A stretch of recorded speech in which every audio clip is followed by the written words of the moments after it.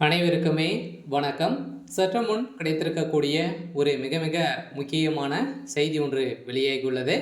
சற்று முன் அமைச்சர் அன்பில் மகேஷ் பதவி பறிப்பு, ஸ்டாலின் கதை முடிந்தது, இது மாதிரி பார்த்தீங்கன்னா செய்திகள் வெளியாயிருக்கு.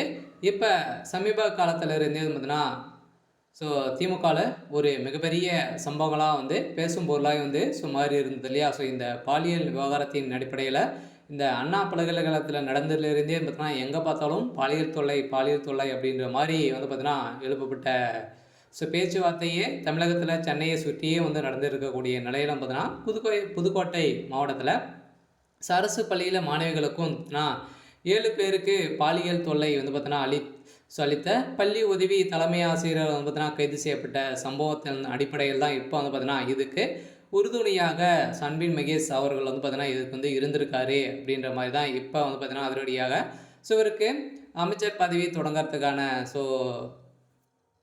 தொடரத்துக்கான தகுதியே இல்லை அப்படின்ற மாதிரி தான் பார்த்தீங்கன்னா தமிழகத்துடைய பாஜகவுடைய மாநில தலைவர் அண்ணாமலை அவர்கள் பார்த்தீங்கன்னா இப்போ விமர்சனங்கள் செய்திருக்காரு. பார்த்தீங்கன்னா அன்பில் மகேஷ் அவருடைய பதவி முதல்வர் ஸ்டாலின் அவர்கள் பதவிக்க போகிறாரா? அப்படி இல்லை அப்படின்னா ஸ்டாலினுடைய தலைமையகம் பார்த்தீங்கன்னா கூடிய விரைவில் கலைக்கிறதுக்கான ஏற்பாடுகள் நடக்கும் அப்படின்ற மாதிரி தான் எச்சரிக்கை கொடுத்துருக்கக்கூடிய நிலையில் இப்போ திமுகவுடைய அரசை எதிர்த்து பார்த்தீங்கன்னா அனைத்து மக்களுமே இப்போ பார்த்தீங்கன்னா எதிர்ப்புகள் கொடுத்துருக்காங்க. இதை பற்றி இந்த வீடியோவில் பார்க்கலாம்.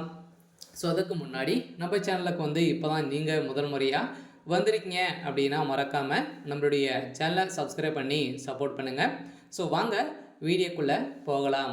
பார்த்தீங்கன்னா அமைச்சர் அன்பில் மகேஷ் பொய்யாமொழி அவர்கள் பார்த்தீங்கன்னா இப்போ அமைச்சராக தொடர தகுதி இல்லை அப்படின்னு அண்ணாமலை விமர்சனம் செய்திருக்கக்கூடிய நிலையில் இனியும் பள்ளி கல்வித்துறை அமைச்சர் அன்பில் மகேஷ் அமைச்சராக தொடர தகுதியே தார்மீக உரிமையே இல்லை என பாஜக தலைவர் அண்ணாமலை தெரிவித்துள்ளார். இது தொடர்பாக அவர் வெளியிட்டுள்ள அறிக்கையில் புதுக்கோட்டை மாவட்டத்தில் பார்த்தீங்கன்னா மாணவிகளுக்கு 7 பேருக்கு பாலியல் தொல்லை பார்த்தீங்கன்னா தலைமை ஆசிரியர் கொடுத்துருக்காரு. தமிழகத்தின் ஒவ்வொரு மாவட்டங்களிலும் தொடர்ந்து மாணவி பாலியல் தொல்லைக்கு